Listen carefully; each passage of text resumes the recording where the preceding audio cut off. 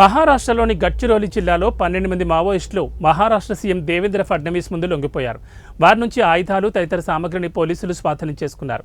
నక్సల్ జనజీవన స్రవంతిలో కలవాలని, లేకుంటే కఠిన చర్యలు తప్పవని మహారాష్ట్ర సీఎం హెచ్చరించారు.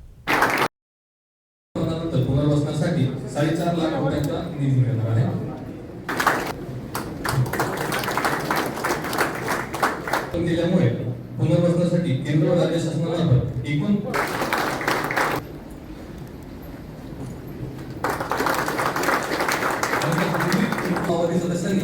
आणि आज हे सगळे समर्पित जे माओवादी आहेत त्यांना आपण भारताचं संविधान भेट दिलेलं आहे. कारण आपल्याला माहिती आहे की माओवादाचा जो विचार आहे तो भारताचं संविधान आणि भारताच्या संविधानाने तयार केलेल्या संस्था अमान्य करतो.